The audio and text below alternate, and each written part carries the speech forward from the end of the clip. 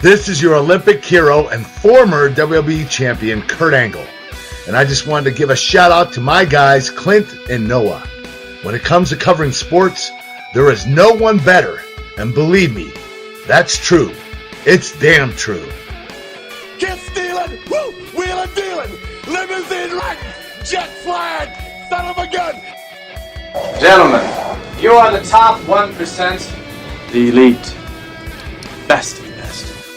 The best there is, the best there was, and the best there ever will be. You are now listening to the Elite Sports Podcast, the pinnacle of hard-hitting sports talk, featuring weekly expert analysis and top-notch interviews. And now, please welcome your hosts, Clint Schweitzer and Noah Groninger. You are locked and loaded with us once again here on the Elite Sports Podcast. Clint Schweitzer and Noah Groninger joining you yet again. As always, your money stays and plays with us right here on the Elite because pandemic or no, we are churning out the interviews. Noah, I guess you could say one good thing has come from this, and that's that we were able to keep these interviews coming fast and furious. And this week we're going to be joined by none other than Jared Allen, of course, drafted by the Kansas City Chiefs in 2004, went on to have a tremendous career with the Minnesota Vikings. He ends his career 12th all-time in sacks, and we're thinking Hall of Fame. He becomes eligible in 2021. Noah, Jared Allen, our guest this week, Hall of Famer, first ballot, not at all. What say you?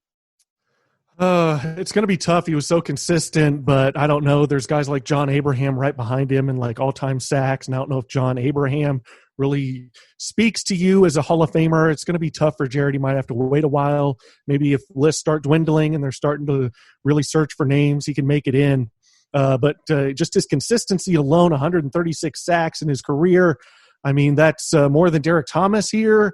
But obviously Derek Thomas's career was cut short. But here in Kansas City, 6th all-time in Chiefs history in sacks, and that might not sound impressive, but that's in only 4 years in Kansas City with 43 sacks. There's somebody right above him with 44.5, and that's Eric Hicks, who played 5 more seasons here than Jared Allen did. So it's crazy to think he had a 22-sack season, if not for Michael Strahan's gift from Brett Favre, just laying down and giving him that extra sack. That's 22.5 for Strahan.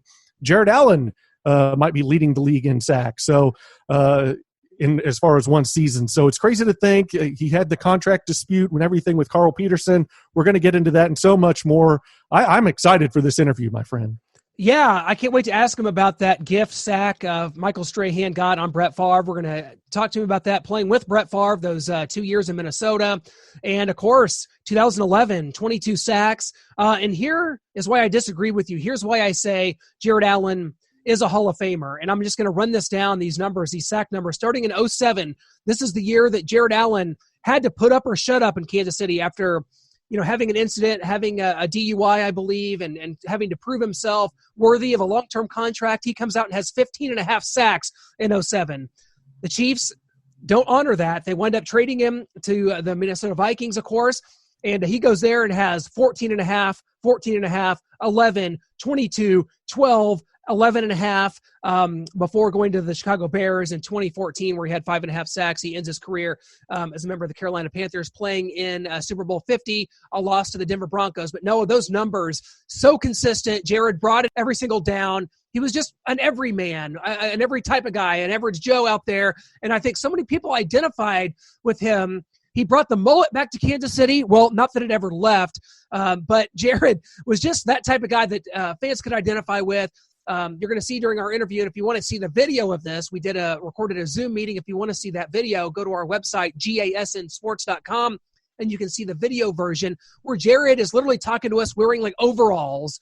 He was talking about clearing debris and brush out from his house. Like, he's just that guy. And he's going to talk to us about the hope of being an Olympian, an Olympic gold medal winner. He has formulated a group of individuals into a curling team with some other former players like Mark Bulger and Keith Bullock and Michael Roos. So we're hoping to get not only Jared into the Pro Football Hall of Fame, a medal in the Olympics coming up soon. Yeah, absolutely. And then there's the question that I'm going to kind of pose to you.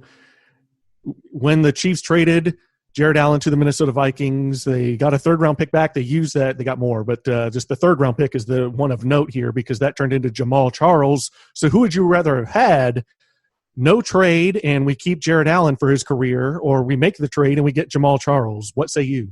I think Jared Allen's, at the time, I think fans were pissed that Jared Allen was being traded, especially after Carl Peterson said they weren't going to do it. We were there at a Chiefs radio show that was taped, a radio show at the Applebee's that was closest to us in Gladstone here. And I remember Carl Peterson telling that group of fans, this is like right before the season ended in 2007. So like say December 07, he winds up getting traded in April of 08. And he tells the fans, basically the George Bush, read my lips, we are not trading Jared Allen. And it does happen. Obviously, in hindsight, 2020, vision here, Jamal Charles was an extremely valuable member of this organization. He is one of the most dynamic players that the Chiefs have ever seen, that you've ever seen in this league. I mean, his yards per carry was up there among the greats of all time, the things that he was able to do. It's unfortunate that Jamal's, career didn't sync up with Patrick Mahomes being here and being able to win at a high level. But I think that you can absolutely say that it was worth it. Jamal Charles is, to me, a surefire Ring of Honor player here in Kansas City. And would Jared Allen have been that as well? It's very possible, but man, you can't take that away. You can't take Jamal Charles out of this organization. I don't care for anyone. I mean, to me, the trade stands, and I'm okay with it. Yeah, it is a tough one, though. 136 sacks over his career. I mean, just that dominant pass rushing force, but as much as I love that pass rusher and Jared Allen and the hog tying after he got a sack, everything about him, I think I'm with you. Like what Jamal Charles was and meant to this team, and especially a team that was struggling in offense at the time, and we really needed something. And he provided that spark for those offenses. I mean, could you imagine watching an offense just with absolutely nothing? If you take Jamal Charles out of some of those offenses, there's just absolutely nothing to watch. We're just the Cleveland Browns and the Cincinnati Bengals and just toilet bowl after toilet bowl, game after game. So I think I'm going to have to go with you. I'm going to have to say that the trade stands, and I'm happy that we actually made it because Jamal Charles was just one of the best backs that we've ever seen here in Kansas City. Well, the franchise wasn't in a good place then, of course. I mean, Carl Peterson wasn't long for this world. Herm Edwards wasn't long for this world. In fact, the very next season, Carl Peterson and Herm Edwards are fired. In comes Scott Pioli, and in comes Todd Haley. So who knows? This all happened just a year before they were gone, and who knows what the course of history might have looked like. But this is where we are. Jared Allen, we're going to ask him about playing in Super Bowl 50. Cam Newton decides not to make a business decision, does not jump on a fumble. Broncos win, and the Panthers, man, they've been an organization that have been in turmoil and have struggled ever since. So there's something about those Super Bowl losers, especially, the last 5-10 years, where it's like you don't hear of them again. That's why I'm kind of worried about the San Francisco 49ers, another Super Bowl loser. You think about the Falcons being one of these. The only exception being the Patriots. They could lose a Super Bowl and bounce back, and they often did. But aside from them, man, it's hard to get back to that Super Bowl, and the Panthers certainly felt the wrath of that. But without further ado, we want to go ahead and take you to our interview here with Jared Allen. Of course, he was drafted in 2004 in the 4th round out of Idaho State and wound up retiring with the 12th most sacks in NFL history. Jared, my man, welcome to the show. How's everything going, man? Just another pull into the house. Hey, well, that's awesome, man. I heard that, during the parlance of our times here, that you've taken on a new role as a teacher, as a homeschool teacher. How's that going for you?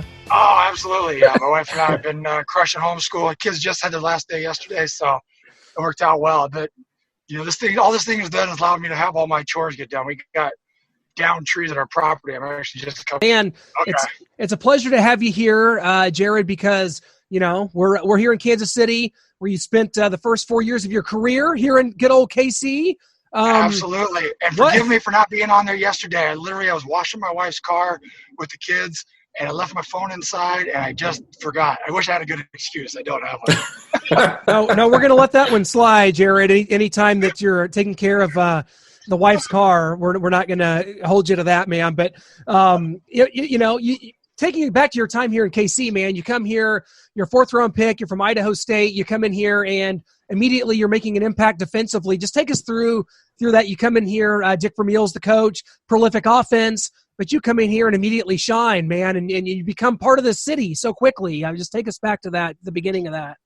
Yeah, I mean, it was great. I mean, I got blessed with throughout my entire football career since I was little. I've had phenomenal coaches and teammates and staff. So I think, then just coming from a small school, obviously going in the fourth round, I was already had a chip on my shoulder about that, just because everybody naysayer says you can't do something because you come from a smaller school. And I just knew when I came in I wanted to start. I've always been very self-motivated. Like I said, I had great coaches.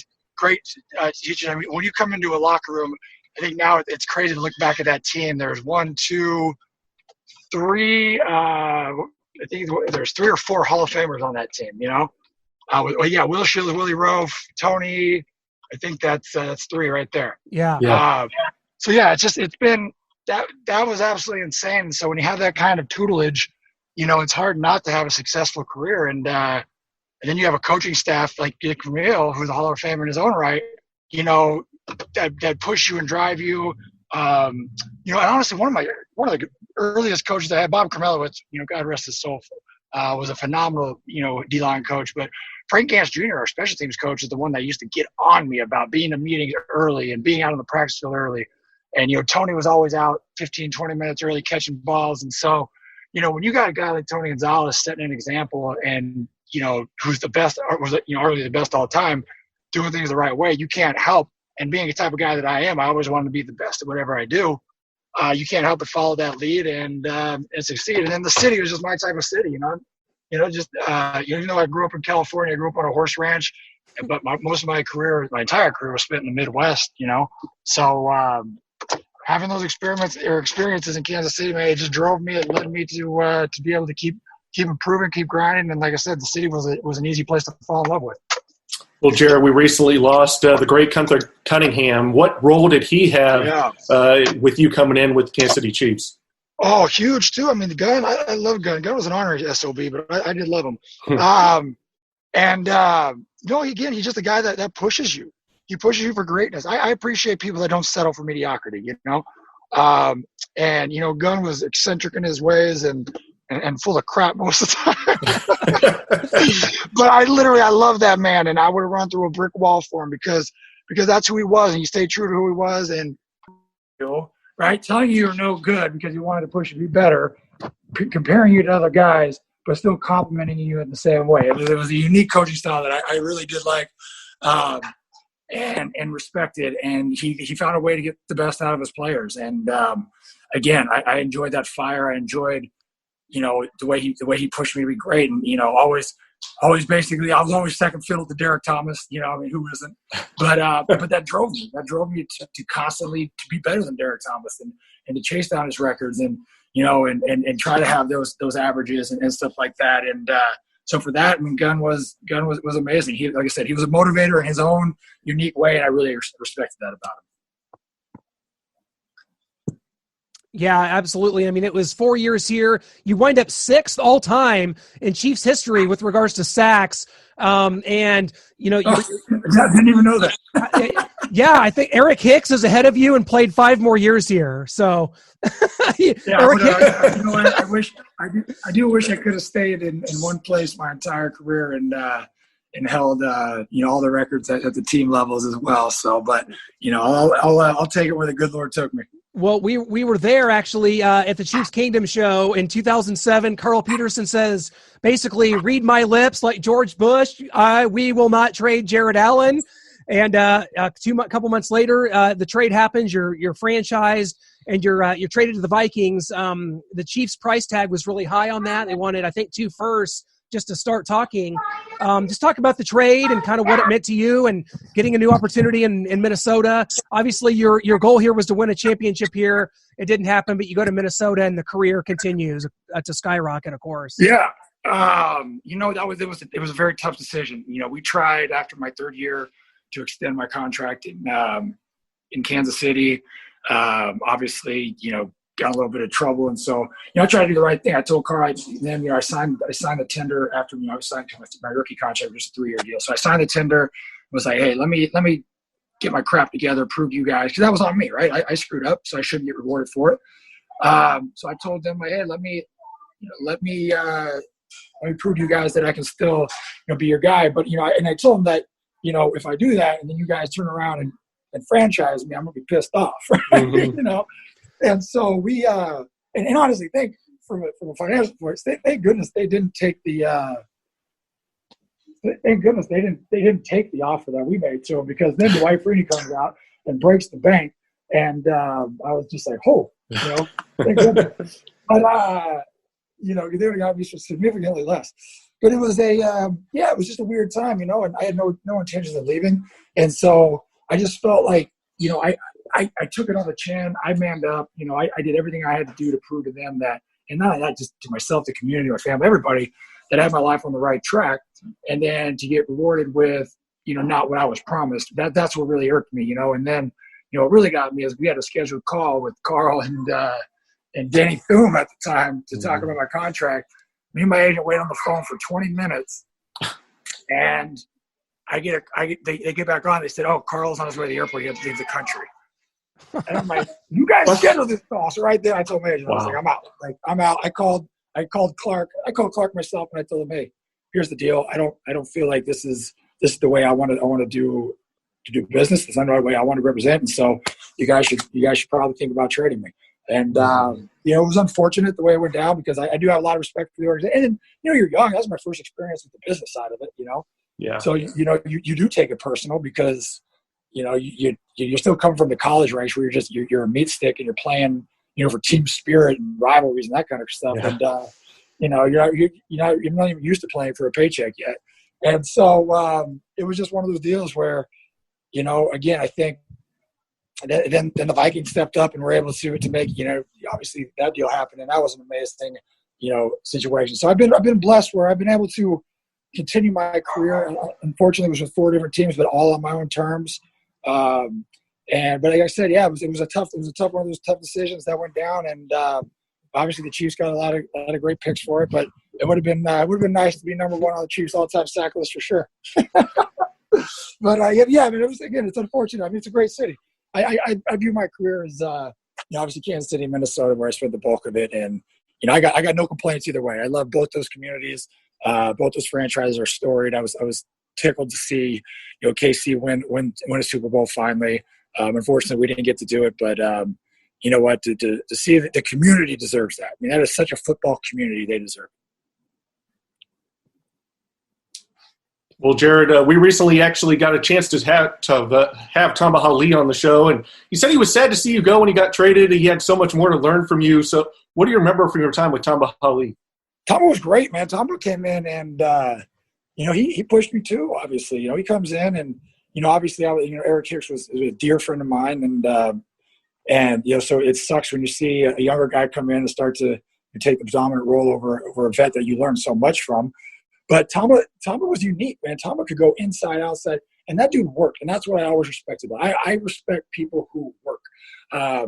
And not to say that, I was young too, so it's not like I was teaching him so much, kind of teaching him the ropes a little bit, because he was coming from playing inside a lot at Penn State, 3 technique and outside, to a guy that just worked his butt off. And I really respected that about him. And, that dude would be out wrestling with Timmy Crumry 30 minutes before practices, dripping sweat, and you could find him in the booth. That's what I loved about him. He was just him. So I respect that a lot. And, I was really happy to see him I think that move to outside linebacker was a huge deal for his career. You know what I mean? I think that fit his style more of being able to. So he was so versatile and athletic and strong that, for me, I'm lengthy, right? I'm lengthy and rangy, so I need that leverage coming out of a 3-point to work on people. And to see him have have a great career and be what the Chiefs needed him to be was great.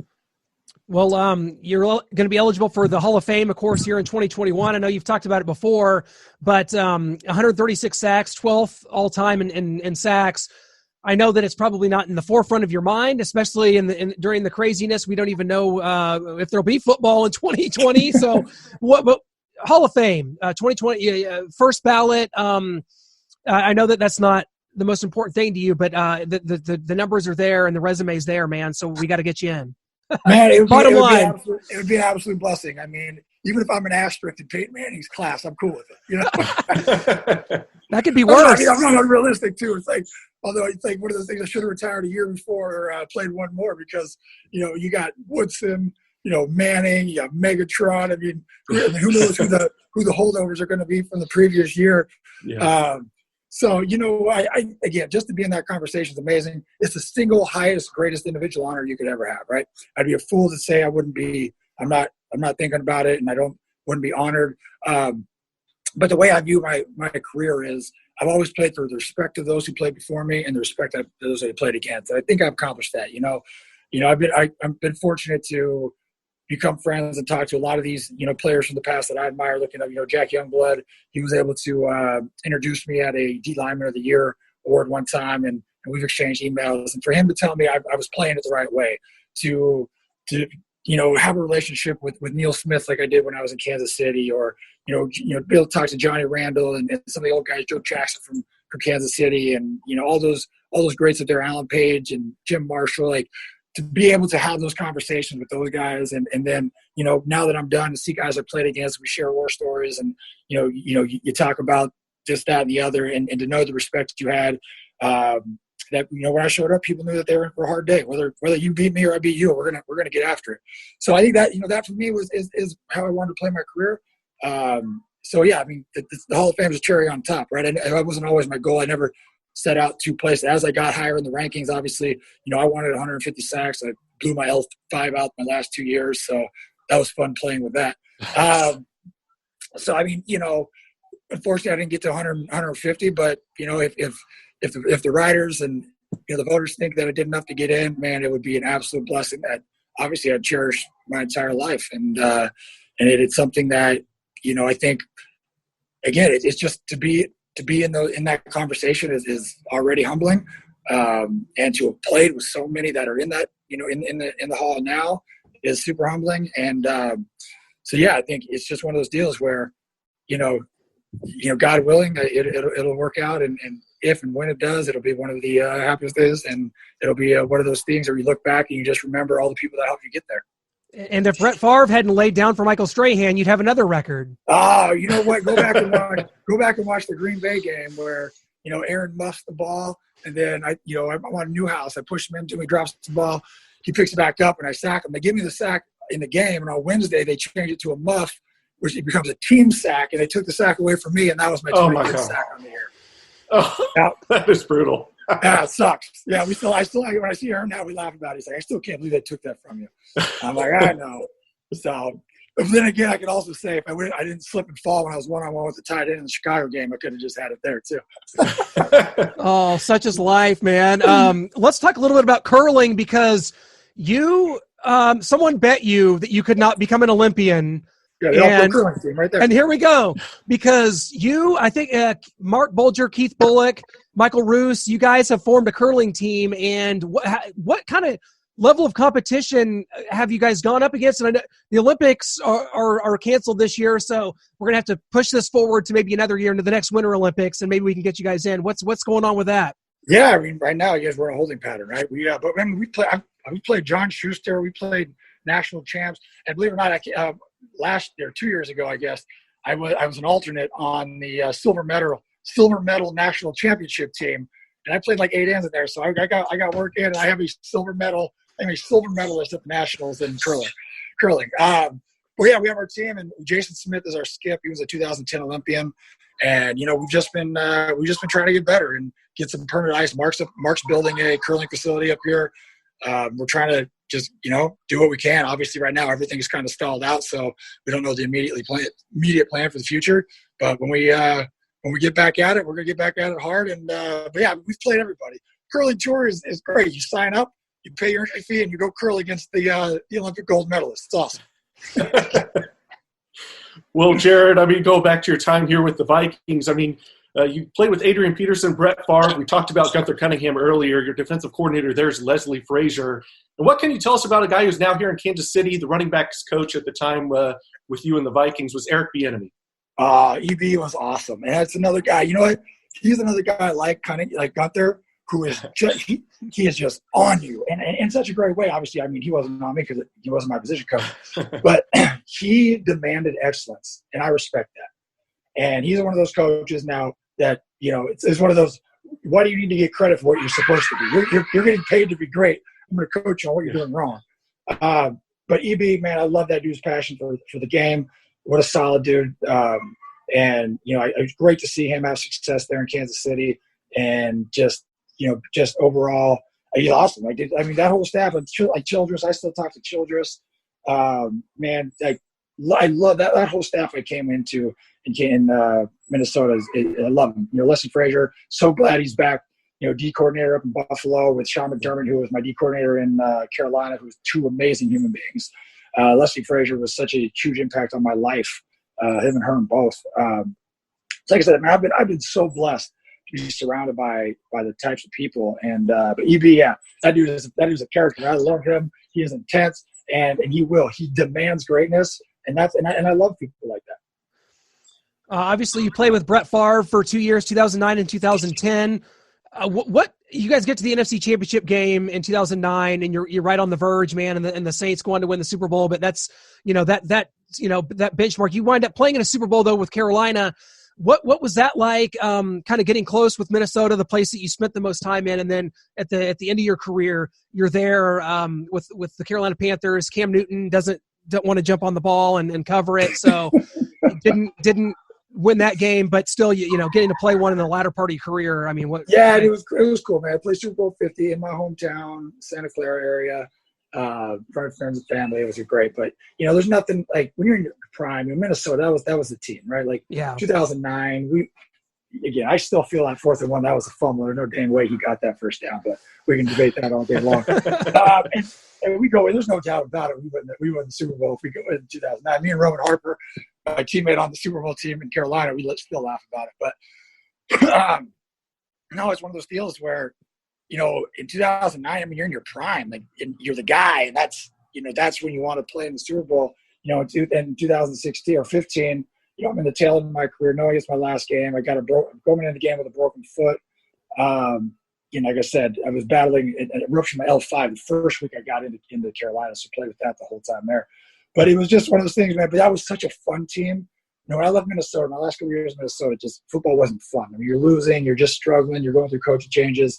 And so, you know, I just wanted to have fun. And, you know, obviously Foxy was great enough to let me out and trade me over to Carolina so I could finish my career with my hand in the dirt. And Rivera was amazing. Like, getting to that staff, that whole staff, Carolina was one of the funnest teams I've ever been on, man. They welcomed me with open arms. And it was great because, you know, the guys, like, we were able to just work and teach guys like Coney Ely and some of these younger guys, you know, how to do things. And you know, KK Short and Kewan, that dude was, you know, he was having a great year that year. And it really was a fun place to be, just because it was such a dynamic locker room with vets and young guys, and everybody got along. It was the way football was supposed to be played, and we had tremendous success. And you know, we got close, and but no cigar. And unfortunately, I didn't win the Super Bowl, and no one really cares about second place. So hey, but I got a second place ring, so that's good. Well, Jared, we've talked about some of the good times, but then there's 2014 with the Bears.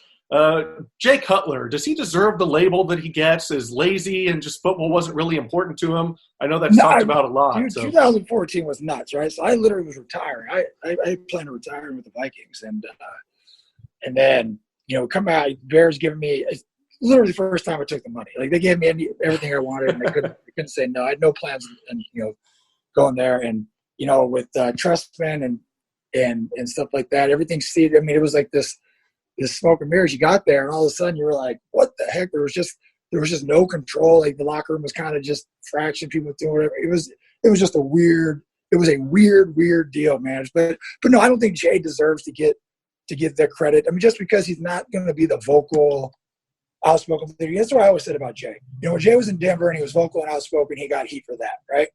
So then he goes to Chicago and he gets heat for being quiet and this. You know, I think you look at what Jay, and if you put Jay in an offense, you know, you look at Romo, right? When Romo had the success, what was it, 2014? Yeah. They ran the rock. I mean, they ran the ball 35 times a game. Tony threw it 20. I think in play action, I think you give that, you put Cutler in a run heavy offense where he can play action and then make things happen down the field. You're going to see a dude he's going to be ultra successful because the guy obviously is a highly talented arm. But I just think, you throw the ball 60 times a game, and that's what's going to happen. So I don't think he deserves the stigma of lazy and not a hard worker, because I watched the guy work. I watched him get in people's faces. I watched him, demand things out of his, team. But at the same time, it's hard to explain the dynamic of that whole locker room organization. You know what I mean? It wasn't. Yeah. It just wasn't what it was. So, but I mean, again, he had some success there, and that's one of the reasons why I went there, because they were the number 2 offense that previous year, like in 2013.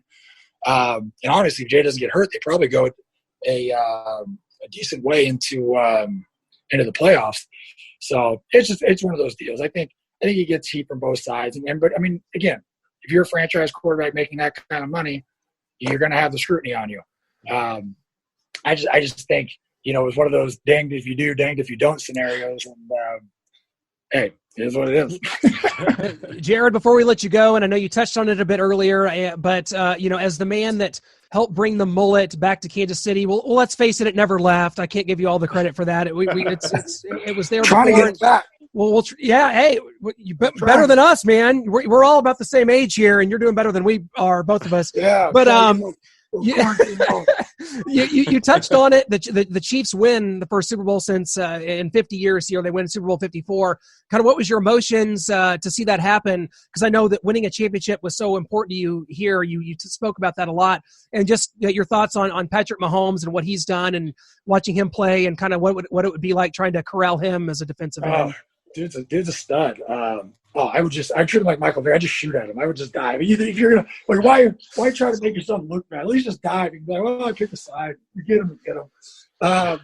No, it was. I mean, my wife and I we were very close to jumping on the plane and heading down to Miami and checking out the game just because I thought it'd be cool. Although it was a late Super Bowl, so we didn't want to have the kids out till midnight. But no, it was awesome. I was so excited again. I think the city deserves it. Mahomes, and I think what's impressive about him is his ability to adapt. Right? I mean, you look at some of the guys in this league that have had a great first year, and then you give defensive coordinators enough time, they're going to figure you out. Right? You go to Robert Griffin, right? For example, RG3 comes out great. Kaepernick had some great years, and guys started figuring them out. Where you figure out ways to take their targets away from them, right? Force people to be one-dimensional. But with Patrick, I mean, the dude is just legit. I mean, he can beat you with his feet, he can beat you with his arm, and he's smart. And so I think that's that intangible that the only thing I'd say is the only success I saw people have is when you get a gap push. But I mean, the dude is talented, and you can tell he's a bright individual. He studies the game, he knows where to go with football.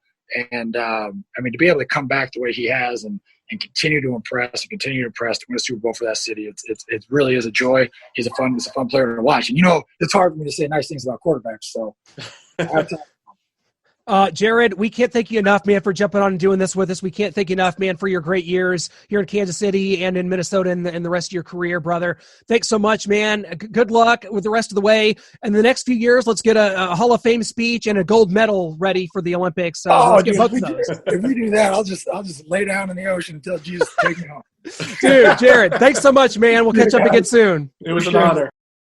I'll tell you, that was cool to think about, myself and where I was and how old I was. I was in my early 20s, at the time. I was in college when we drafted Jared, and just really just appreciated everything about his game and what a motor he had and how he developed as an elite pass rusher from just being drafted basically as a long snapper out of Idaho State. So that was really cool. Great to have Jared on. And man, that's what we do here on the Elite Sports Podcast. And that is why it is the Elite. Yeah, and he had some great things to say there about the Super Bowl. He thought about going down there, but he didn't know about his young kids there down in Florida at the Super Bowl. But just extremely happy for Kansas City and that we got that, and that we have Patrick Mahomes, and hopefully we can build upon that. And who knows, maybe create a dynasty. I know that's saying a lot, but who knows out there? It's all a possibility, especially with the best quarterback that maybe we've ever seen. But he had great things to say about Gunther Cunningham and Eric Bieniemy, who was the running backs coach when he was with the Vikings. And Also, Jake Cutler, he said he kind of gets a bad rap, like just because he's not gregarious and this huge personality and just doesn't carry himself the right way. He gets this bad rap. And so I found that interesting because I haven't heard a lot of people stick up and defend Jay Cutler, but there's Jared Allen doing it right there. And so it was just great to catch up with him and hear what he had to say about the whole thing with Carl Peterson. He felt lied to, and Carl promised him that he was going to work out a long-term deal, and then it was time to meet, and just Carl was on a plane off to somewhere else, and that was the last straw for Jerry. He's like, all right, trade me. Like, that's it. I can't do this anymore. Like, Carl's giving me the runaround, trying to pull these power plays on me. I'm done. It's over. Definitely don't take any exception to that, because Carl Peterson was long known as a shrewd negotiator. We heard about some of the stories with John Tate, the tackle that was drafted here out of BYU, and how much of a disaster that was. Carl, to his credit, though, being that shrewd negotiator, was able to keep those contracts in check. With Jared Allen, it was not to be, but it's interesting to go back and to look at that time period and think what could have been. But, regardless, it's so great to have Jared join us, and we're just so happy for him in his retirement. He still, has some goals and some aspirations, hopefully to get that an Olympic medal in curling. I'm all for it. I'm in his corner. That sounds tremendous. And someone just bet him, you can't win a medal. You can't be an Olympian. And he's like, I absolutely can. And curling is just one of those sports that, like, you started hearing about like 10, 15 years ago, just people talking about the most obscure Olympic sport, curling. What is this? Like sweeping puck across the ice. What is this? And Jared's, of course, being the personality that he is, he's been able to conquer that. So that was really cool. And that's what we want to do here on the podcast, Noah. When it comes to this show, we want to bring on guests that are engaging, that the fans want to hear from, and we want to really delve into their careers and what they're up to now. That's why we do this. That's why this show is The Elite. And gosh, we have some more coming up. In fact, Ike Taylor, former NFL Network analyst, former two-time Super Bowl champion from the Pittsburgh Steelers, is going to be joining us next week. So some big things to come here on the podcast. Yes? Oh, absolutely. I just cannot wait to have Ike Taylor on and talk about, I know Charlie Batch was the backup there in 2005 when they first won that Super Bowl with Bill Cowher against the Seattle Seahawks in Super Bowl 40. Charlie Batch was the backup. He won a few games down the stretch that allowed them to make the playoffs, and then they went on that just magical run.